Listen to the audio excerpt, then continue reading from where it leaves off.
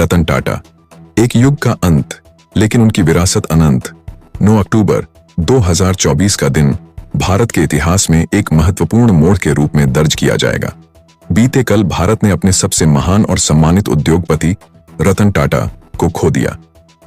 रतन टाटा भारतीय उद्योग जगत के एक महत्वपूर्ण स्तंभ हैं, जिन्होंने अपने दूरदर्शी नेतृत्व और सामाजिक संवेदनशीलता से न केवल टाटा समूह को नई ऊंचाइयों तक पहुंचाया, बल्कि भारत की आर्थिक और सामाजिक प्रगति में भी अहम भूमिका निभाई। उनका जीवन एक प्रेरणा है, जिन्होंने व्यवसाय को केवल मुनाफे का माध्यम न मानकर समाज सेवा और देश हित का एक साधन बनाया। रतन टाटा का योगदान केवल व्यापार तक सीमित नहीं रहा, बल्कि उन्होंने शिक्षा, स्वास्थ्य और समाज कल्याण के क्षेत्रों में भी उल्लेखनीय कार्य किए। उनकी उदारता और दयालुता के अनगिनत उदाहरण देखने को मिलते हैं, चाहे वह प्राकृतिक आपदाओं में मदद हो या शिक्षा के क्षेत्र में छात्रों को छात्रवृत्तियां प्रदान करना। वे हमेशा से समाज की बेहतरी के लिए समर्पित रहे। उनकी विनम्रता, ईमानदारी और मेहनत हमें यह सिखाती है कि सफलता का असली अर्थ दूसरों की भलाई में है।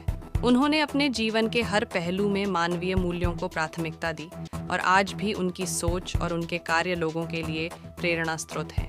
रतन टाटा के प्रति यह श्रद्धांजलि उनके अद्वितीय योगदान और उनके समाज सेवी दृष्टिकोण को नमन करती है, जो आने वाली पीढ़ियों को सदैव प्रेरित करता रहेगा।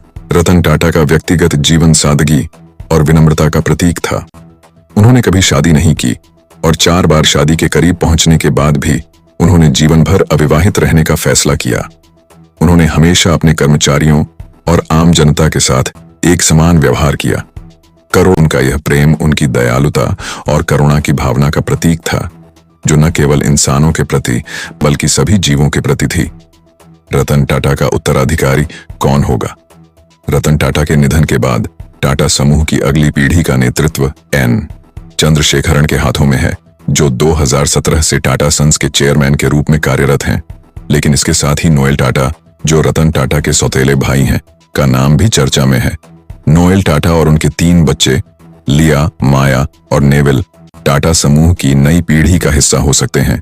नोएल टाटा टाटा इंटरनेशनल और ट्रेंट लिमिटेड जैसी कंपनियों के नेतृत्व में रहे हैं और उनके बच्चे भी धीरे धीरे समूह के भीतर अपनी जगह बना रहे हैं।